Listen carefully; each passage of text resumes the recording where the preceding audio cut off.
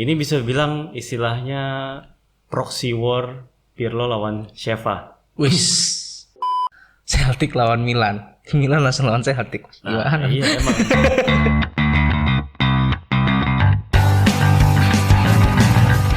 Oke, kembali lagi di Espresso, sebuah obrolan sedikit pahit tapi apa, Mas Adit?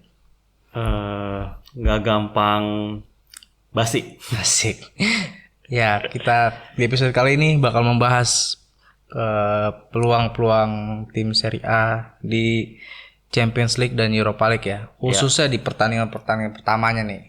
Kita bikin previewnya. Pertama, tanggal 20. Ini masuknya 20 tayang ini 21 atau 20, Mas? Waktu sana sebenarnya itu. Waktu sana Waktu setempat. Iya. Tanggal 20 mungkin di sini tengah malam kali ya. Iya. Tengah malam Rabu. Malam Rabu lah. Ada Dinamo Kiev lawan Juventus. Nah, ini langsung bertandang nih. Nggak bisa dianggap enteng juga lawan kayak gini nih sama betul. Juve. Ini bisa bilang istilahnya proxy war Pirlo lawan Sheva. Wis. Karena Shevchenko kan pelatih timnas Ukraina sekarang, dan di timnas Ukraina sekarang tuh ada setidaknya 7 atau 8 pemain dari Dinamo Kiev. Anak-anak didik dia di timnas lah ya. Iya. Jadi emang kalau mau disambungin sama nostalgiaan juga bisa. Tapi nih Juve nggak diperkuat sama Cristiano Ronaldo. Oh iya, udah pasti karena ini ya terkena COVID. Ya. Kemungkinan yang dimainin Morata kali ya. Ya gua rasa sih nggak harusnya, sekalipun itu memang Ronaldo ya, mungkin nggak akan segitunya signifikan sih ngaruh sama kekuatan Juve. Tetap mereka punya ya banyak pemain-pemain yang bisa bikin perbedaan lah. Ini mungkin saatnya Kulusevski tampil sebagai pemimpin di serangan Juve nih. Atau dimainin Dybala, Mas. Iya, Dybala tuh kenapa ya? Nggak pernah. Tapi kayaknya udah latihan deh. Udah ya? Cedera apa ya? Oh ya, harusnya sih kalau ada Dybala ya nggak masalah lah harusnya. Dybala tuh musim kemarin tuh cedera pas lawan terakhir tuh, pertandingan terakhir kalau nggak salah ya. Oh, iya. Ya, peluang kira-kira berapa persen, Mas? Buat menang Juventus. Gue sih tetap ngerasa Juve punya 55-45 lah peluang. Bisa lah menang ya. Mungkin bisa lah. Yang berat nih di tanggal 21. Satu malam ini kayaknya nih. Iya. Cuman jam 2-nya nih. Lazio lawan Dortmund nih. Iya. Immobile melawan mantan timnya nih. Immobile lawan mantan timnya. Terus Lazio juga ketemu tim yang udah berpengalaman banget nih. Iya. Belakangan ini. Apalagi Lazio kan ibaratnya baru masuk lagi nih. Champions League langsung lawannya Dortmund. Iya, dan Dortmund juga musim lalu menyulitkan Inter juga kan. Oh iya, satu grup ya. Dan gua rasa sih ini ujian yang bagus nih buat Simone Inzaghi nih. Iya. Apalagi Dortmund nggak jadi ngelepas Sancho kan. Masih iya. bertahan tuh. Iya, gua rasa sih ya agak ini sih. Imbang sih sebenarnya nih pertandingan. Ada peluang. Ini kan Lazio main di kandang nih. Ada peluang lah ya. Ada lah. Ada. Menang. Yang penting ya itu sih, kalau lawan tim-tim kayak gini tuh sebisa mungkin meminimalisir kesalahan-kesalahan yang nggak penting. Iya, terutama kompetisi kayak Liga Champions ini emang benar-benar kompetisi yang nggak mentolerir kesalahan sih. Gue bilang emang harus fokus benar-benar tuh pemain, dan sekali ada salah misalnya yang bikin kebobolan, itu tuh bakalan susah banget tuh. Dan ini awal-awal pertandingan, awal-awal fase grup ini penting banget buat Lazio buat tancap gas sebenarnya, supaya mereka ke depannya juga nggak terlalu berat gitu bebannya. Apalagi ini kan sebenarnya kan si Ciro Immobile udah pasti ini nih nggak main di Serie A, maksudnya bisa diistirahatkan. Iya, diistirahatin ya, karena kartu merah kemarin ya lawan Juve Inter. Inter, iya. Berarti dia bisa main dari awal nih lawan Dortmund. Ya ada peluang lah Lazio ya buat ya menang. Sama-sama 3 back kan. Dortmund betul. juga skemanya sekarang ini 3 back dia. Ya ini seru juga, cuman Dortmund nggak pakai si Hakimi, gue juga kurang begitu ngikutin sekarang siapa yang ngisi posisinya si Hakimi di Dortmund. Tapi ya tetap lah, kalau secara kekuatan nggak terlalu banyak berubah dari Dortmund musim lalu. Ya udah, ini ada peluang lah. Terus nih dua Nerazzurri main bareng nih tanggal 22. Iya. Atalanta bertandang ke kandangnya Midtjylland. Iya, Midtjylland. Baca gimana Mas? Iya segitulah. Eropa Utara tuh susah. Iya. Nah ini laga away cukup jauh ya Mas ya? Ya lumayan lah. Iya Eropa Utara lah ya. Tapi sebenarnya ini Midtjylland ini klub yang masih muda, baru berdiri 21 tahun. Oh. Tahun 2000 berarti tahun 2000 99 99 99 ya. 99. Iya, emang berarti klub ini seumuran Zaniolo. Iya. Nah, terus mereka ini tahun pertama kali nih di ikut Champions League ya. Ikut Champions League. Baru 3 kali juara liga. Ini tapi kan kalau dibandingkan Atalanta juga jarang main di UCL juga kan, baru kemarin musim lalu. Kan.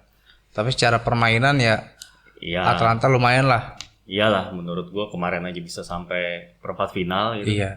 Gua rasa sih bisa lah, harusnya mereka menang ini. Termasuk favorit lah Atalanta di grup ini ya. Iya. Harusnya nih kayak jangan sampai kayak musim lalu Mas, kesulitan di awal-awal. Terus pas terakhir baru ngebut menang terus kan. Menang seri menang ya. Iya. Ya itu tuh. Ya jangan sampai ngandelin kekalahan tim lain lah. Kalau itu kan kemarin ada faktor keberuntungannya kan di grupnya. Soalnya ini grupnya susah nih, Atalanta berat ya. Iya, ada Ajax, ada Liverpool. Maksudnya lawan tim-tim kayak Midtjylland gini dia nggak boleh buang-buang peluang. Apalagi dia di Serie A ketemu Napoli sebelumnya. Iya, udah terkuras dulu nih. Iya, Napoli. Makanya nih harus pinter-pinter lah nih Gasperini nih. Iya. Selanjutnya Inter melawan Mönchengladbach. Gimana sih? Mönchengladbach. Nah ini tricky juga nih kalau Inter ketemu tim Jerman nih. Iya, kemarin ketemu Frankfurt waktu di Europa League juga. Kalah juga. Musim lalu kan ketemu Dortmund satu grup. Iya, terus ketemu Dortmund. Sekarang ketemu lagi tim Jerman lagi, dan ada satu mantan juga bukan mantan malah statusnya pemain Inter on loan. Oh, yang pinjemin ya? Si Lazaro. Musim lalu Valentino Lazaro dipinjemin ke Newcastle kan. Sekarang di Mönchengladbach, balik lagi ke Jerman dia. Nah ini Inter ngelawan tim yang dilatih sama Marco Rose. Itu kan pelatih yang juga termasuk diperhitungkan di Jerman tuh. Yang mainnya sepak bola nyerang juga. Nah, ini ketemu Antonio Conte, ya ini agak berat nih. Tapi harusnya sih bisa lah Inter. Apalagi main di kandang gitu. Salah. Jangan sampai tenaganya udah kehabisan duluan habis derby. Bisa jadi. Dan si beberapa pemain kan dia kena COVID kan. Iya, masih banyak pemain yang absen. Ini gitu PR sih buat Antonio Conte nih sebenarnya. Iya. Apakah dia akan tetap pakai skema 3 back atau dia bakal ngubah skema sedikit gitu karena kan center back-nya lagi tipis banget sih. Iya, betul. Pelapisnya gitu. Masa ya maksudnya ngandelin Ranocchia terus, maksudnya ya gimana ya, kalau cuma sekali 2 kali boleh lah gitu. Tapi ini untuk Champions League kayaknya jangan Ranocchia deh. Ya mesti ya paling nggak De Vrij itu harus main terus kayak Bastoni kayaknya sih udah bisa harusnya. Kita lihat aja nih apakah Inter sanggup menang melawan Mönchengladbach. Ini juga Inter gimana, kayak tahun ini tuh Conte ekspektasinya pasti dari manajemen udah tinggi banget ya. Jangan sampai kalah di fase grup. Paling nggak lolos ke babak knockout. Iya. Sebenarnya tahun lalu juga targetnya udah lolos sih sebenarnya knockout, cuman mungkin ya manajemen masih ngasih kesempatan lah. Karena di Europa League-nya dia melaju sampai final, Mas. Iya, paling nggak itu yang bisa dimaafkan gitu. Ya udah. Itu dari laga-laga Champions League ya.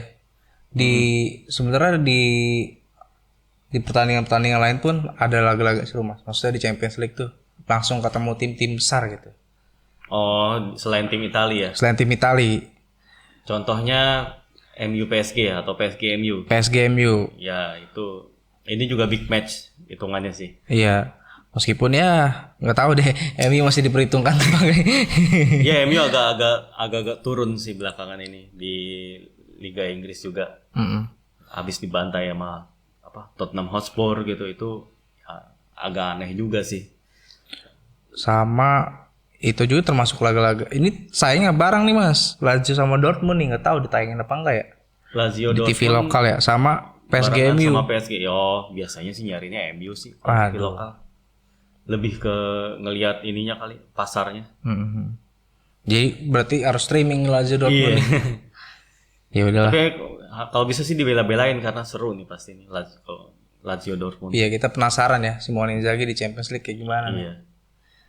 Karena bukan kayak Europa League gitu, maksudnya ini harus serius nih. Iya, serius banget dan paling enggak sih ya. Kalau paling enggak kan sekarang nih udah masuk ke grup aja 40 juta euro udah di tangan. Nah, Paling enggak Lotito udah tenang. Lotito cuan uang. Udah ini udah paling enggak dia udah aman nih musim ini nih. Gitu. Ya udah itu tadi Champions League ya. Terus kita ke Europa League. Ini ada 3 wakil Serie A juga nih. Young Boys melawan Roma. Nah, Roma nih bertandang ke kandangnya Young Boys. Nah, Roma ini musim ini nih gimana ya? Depannya tuh belum menjanjikan gitu. Iya, tapi emang sih penyerangnya ya, terutama kayak Edin Dzeko kayak masih kayak gue nggak tahu kayak apa dia terpengaruh dia gagal pindah gitu atau emang si Fonseca-nya emang harus nyari-nyari skema lain gitu. Tapi paling nggak Fonseca bisa menanggulangi sih. Menurut gue kemarin waktu performanya Roma pas lawan Juve itu menurut gue tuh udah bagus. Udah bagus ya. Udah bagus ini. Emang kurang finishingnya aja ya. Iya ini sih udah harusnya Roma bisa manfaatin ini momentum sih. Pellegrini juga lagi bagus-bagus ya kan kemarin di timnas dia nyetak gol kan ke gawang Belanda gitu. Iya mungkin coba aja Pellegrini jadi false nine. Bisa atau jadi penyerang sayap lah kayak di timnas ya mainnya kan. Posisinya Perotti. Perotti kan cabut. Walaupun mungkin kayaknya kelihatan kurang cocok main di sayap tapi kalau ditaruh terus di situ dilatih terus siapa tahu bisa. Siapa itu tempat terbaiknya kan. Iya. Melawan anak-anak muda dari Young Boys. Belum tentu muda juga ya. Namanya doang. Tapi ya bisa lah Roma lah. Terus Napoli lawan AZ Alkmaar. Nah, iya AZ Alkmaar. Tim-tim Eredivisie kadang-kadang di Eropa nih galak-galak juga. Iya bisa. Dan biasanya pemain-pemain dari Eredivisie ini emang tahu-tahu ada pemain muda berbakat. Ntar tiba-tiba gabung ke klub gede gitu. Bisa juga. Nih, tapi Napoli menurut gua harusnya nggak terlalu kesulitan lah Napoli. Apalagi dia baru ngelawan Atalanta ya. Baru istirahat lawan Atalanta ya mungkin faktor stamina ya mungkin harus diwaspadain sama Gattuso nih. Sebenarnya Gattuso tuh kayaknya untuk lini depan harusnya nggak usah khawatir. Banyak stok iya. Nah di belakangnya tuh kadang-kadang tuh. Ya dia kadang-kadang antara milih si siapa Maximovic ataupun si Manolas ya sama Koulibaly. Itu tergantung kebutuhan sih. Tapi menurut gua kalau dimain di UCL kan ya Manolas aja kan pernah jadi itu. Oh ini kan Europa League. Europa League. Sama lah di Eropa lah.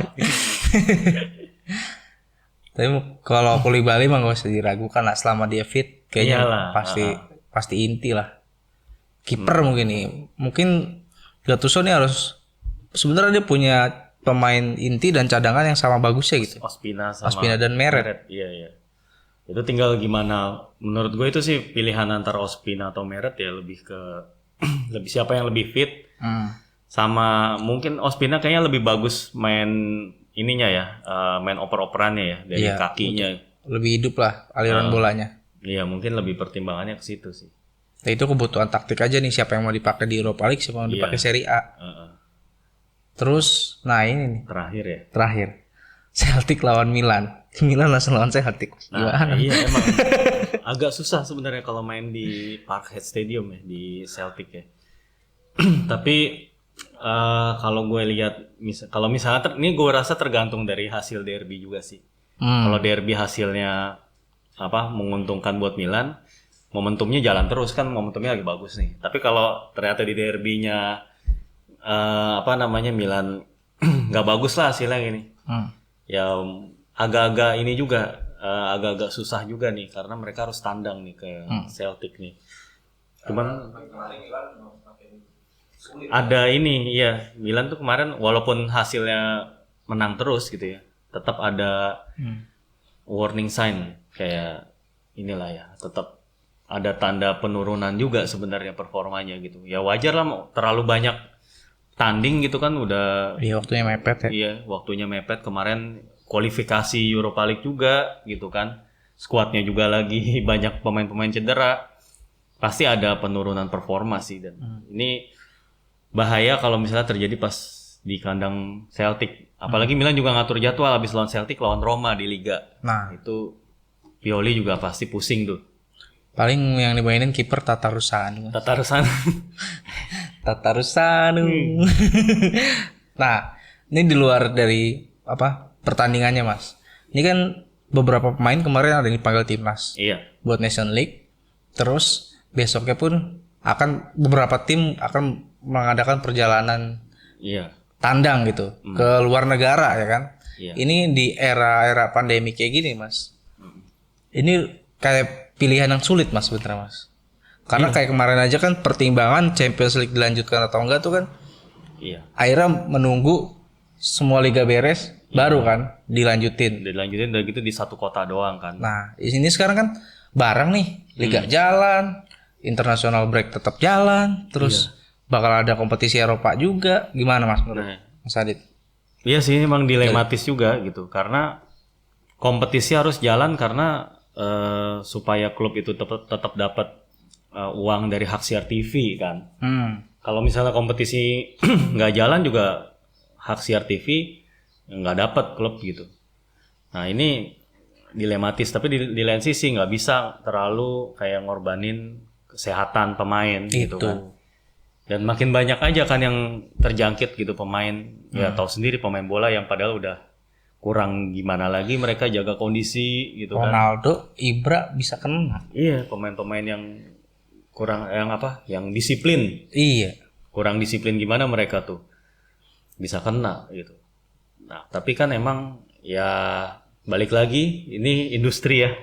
Bola tuh industri, TV, sponsor itu pengen ya tetap berjalan gitu, dan klub juga kan butuh pemasukan juga dari situ. Apalagi nih kayaknya untuk kompetisi Eropa ini kan hak siara udah paten ya. Iya. Maksudnya ini kayaknya dapat juga lumayan ya, Mas ya? Iya, lumayan hak siar tambah uang hadiah. Itu udah klub itu bisa puluhan juta euro tuh dapat kalau main. Kalau di Champions ya, Champions. Cuman emang resiko banget, kemarin banyak banget pemain tuh yang tiba-tiba kena gara-gara habis international break kan. Mereka kan keluar negeri melakukan perjalanan kan beresiko banget kena. Akhirnya banyak yang kena. Dan kayaknya COVID udah dianggap kayak cedera biasa. Nah, itu kayak pro kontra juga tuh, Mas. Maksud gua kalau cedera biasa kan nggak ada efek ke skuad yang lain. Iya. Penularan. Kalau COVID ini kan ada penularan dan juga ya namanya virus ya nggak kelihatan gitu. Ibaratnya kalau cedera kan kalau misal tanding gitu. Kalau ini di luar pertandingan pun dia bisa carrier bisa gitu. Ngeri nih. Iya emang, dan namanya sekarang kan kabarnya Serie A itu udah mau memperketat lagi ya protokolnya. Dia akan lebih sering lakuin swab test kan. Jadi tiap mau latihan iya H-2 kalau nggak salah, tiap H-2 ya pemain tuh dites terus ya sebelum kebanyakan itu. Itu lama-lama udah nggak geli lagi gini-gini. Lama-lama udah biasa. Nah itu apalagi nih Mas, kemarin jaraknya nih dalam 2 minggu ini ya, match terus panggilan timnas ya, mungkin ada beberapa tim yang diuntungkan karena contoh Napoli kayaknya pemain-pemainnya buat kemarin kan nggak ada yang diberangkatin gitu, maksudnya tetap di karantina gitu.